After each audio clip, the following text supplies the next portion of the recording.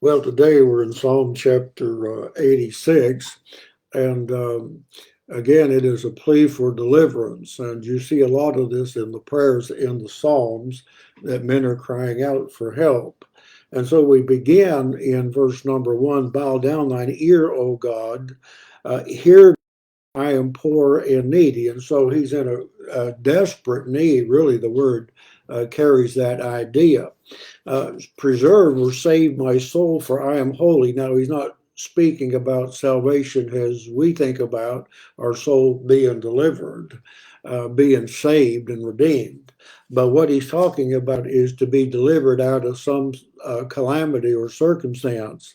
Now, notice though, he says, for I am holy, and David in this psalm is not suggesting in any way that he is perfect.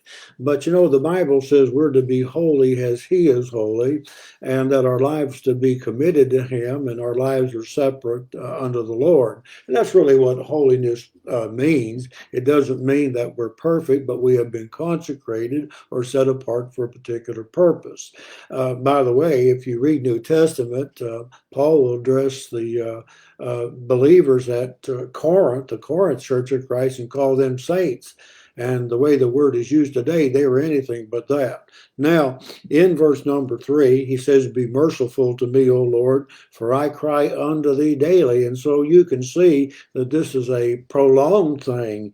In verse number 4, rejoice, the soul of my servant, for thee, O Lord, do I lift up my soul. And it's interesting, isn't it, that he is crying to God for deliverance and also the joy that comes from that. Isn't it interesting that so many people are seeking happiness and joy in the wrong places? In verse number 5, O Lord, thou art good and ready to forgive and abundant or plenteous in mercy for all them that call upon thee. Now, I want to come back to that in just a moment.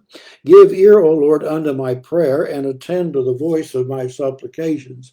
And so he's asking God to answer his prayer. And that's a good way to pray, isn't it? Lord, please answer my prayer. In number 6, or verse 7 rather, in the day of trouble I will call upon thee. And we ought not to forget that when we're in desperate situations, that we cry for help and we turn to God. Notice again, he'll say, and for thou wilt answer me. See the faith in that? We need to have that kind of faith, don't we? That we have confidence that God will answer. Now, it's verse 8 and following is interesting from this perspective. And notice what David says here. Among the gods, and David is not suggesting that there's any other gods, for he's going to say in just a moment that thou art God alone. There is no other God but God of Abraham, Isaac, and Jacob, the God of the Bible. But what he's dealing with, he's contrasting God here with the understanding of pagans about their gods. And so when he says that, he is just using the thought in that direction.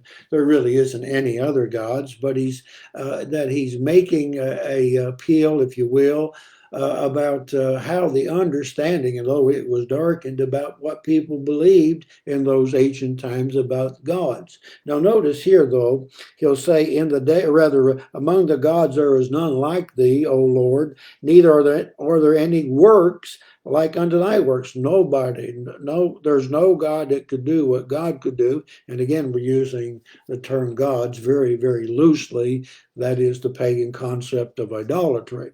Now, notice in verse number 8, all nations. Now, it's interesting that he makes this a note because in ancient times, most people had the idea of gods as a national god or they were tribal gods. But what David is doing here is demonstrating very conclusively that the God of the Bible is the God of all nations, and that's the same remark that Paul will make in Acts chapter 17 while he was at Athens. So among the gods there's none like thee, O Lord, neither are there any works like unto thy Lord, and all nations that whom thou hast made shall come and worship before me. O Lord, thou shalt glorify thy name, for thou art great and doeth wonderful things. Thou art God alone.